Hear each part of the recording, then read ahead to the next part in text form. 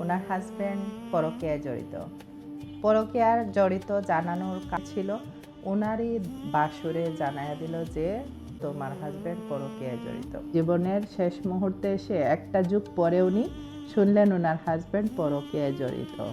এই যে একটা চশমা, এই চশমাটা আমার চোখে ইদানিং 1 মাস হইল নেওয়া হয়েছে। এই চোখের যদি আমি যত্ন না নিতাম তাহলে হয়তো আমার চশমাও লাগতো না। আল্লাহর ওপর তাওয়াক্কাল করছি। তো যাই হোক, কিন্তু চোখের যত্ন আমি কখনোই করিনি। 8 ঘন্টা ডিউটি, 2 ঘন্টা অথবা 3 ঘন্টা দেখা যায় মোবাইল স্ক্রলিং, বই, এই সেই পড়ালেখা। তো যত্ন করলে আমার হয়তো আজকে চোখে এই মাইনাসে চলে আসতো না, আর আমি চশমাটাও নেওয়া লাগতো না।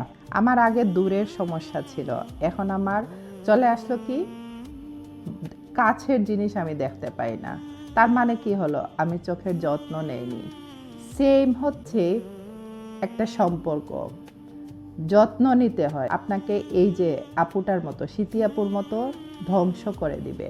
কেন কেন বললাম এটা ধ্বংস করে দিবে? যদি এই আপুটা বিশ্বাস করে ওনার হাজব্যান্ডকে ঠকে যায়, তাহলে কি হবে?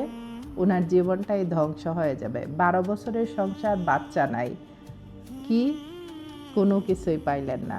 আইনই বলে দিবে ওনার হাজব্যান্ড আসলে কি পরকীয়ায় আসক্ত ছিলেন, নাকি ওনাদের মধ্যে কোনো দ্বিধাদ্বন্দ্ব ছিল।